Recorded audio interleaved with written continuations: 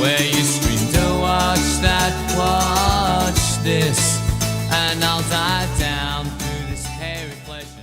Hi, this is Watch This. I'm CJ Johnson, and I've got a hot take on War for the Planet of the Apes, which is currently screening around the world.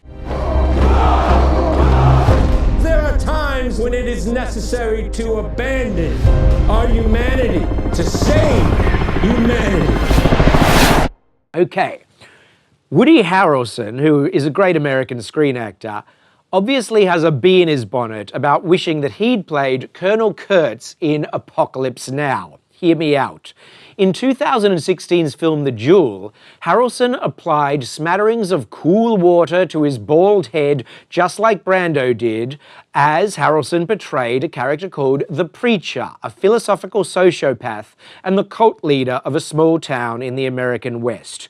Now, in this film, War for the Planet of the Apes, the third of the movies in the official Planet of the Apes universe, which includes the original series that began in 1968, but which does not include Tim Burton's 2001 Misfire, Woody Harrelson again pays homage to Marlon Brando's Colonel Kurtz many times as the cult leader of a squad of American soldiers who are out to rid our planet of the apes.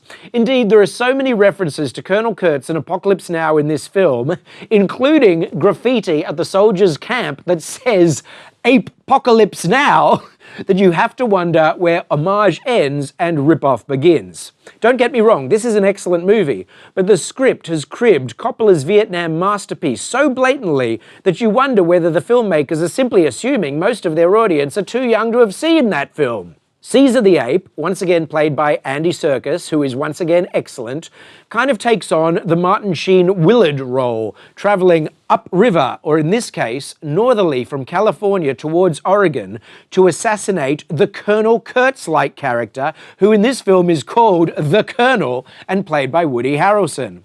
Along the way, Caesar and his small band of ape comrades encounter ambushes, evidence of barbarity and solidarity. When they finally arrive at the Colonel's compound, they find apes lashed vertically to wooden crucifix-like structures, just like the Willard character found humans lashed to crucifixes as he approached the compound of Colonel Kurtz.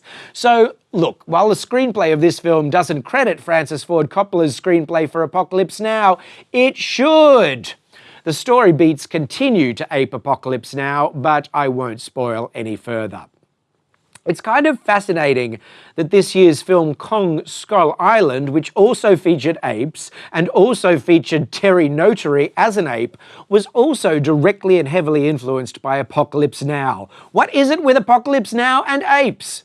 But whereas Kong Skull Island was funny and fluffy and brief, War for the Planet of the Apes is deadly earnest with an epic running time. It is serious stuff, and it works as such. Indeed, one of its few missteps is a comedic character played by Steve Zahn, the character known as Bad Ape, whose every comedic moment derails the somber tone really jarringly.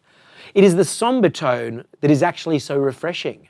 This is a big Hollywood studio product designed to make enormous pots of cash, but it is mournful, elegiac, and takes its time. There are magnificent action set pieces, don't get me wrong, but the vast bulk of the running time is actually spent on character moments, many of them ape to ape. In fact, the technology has become so freaking incredible that director Matt Reeves is able to shoot long dialogue scenes between Serkis and, for example, Karen Conoval playing Maurice in extreme close-up. And when there are big shrewdnesses of apes, that's the actual term for groups of apes, a shrewdness of apes, look it up, the effect is breathtaking. At times, the film sags with its propensity towards ponderousness. Perhaps it takes itself a little too seriously. But as a conclusion to this round of the storytelling, it can be forgiven for its epic aspirations. As a trilogy, this simian saga earns righteous holding next to the Lord of the Rings movies and the original 3 Star Wars films. And like with those trilogies, the second is the best, the first is the most fun, and the last is a long and noble conclusion. Have you come to save your apes? I came for you.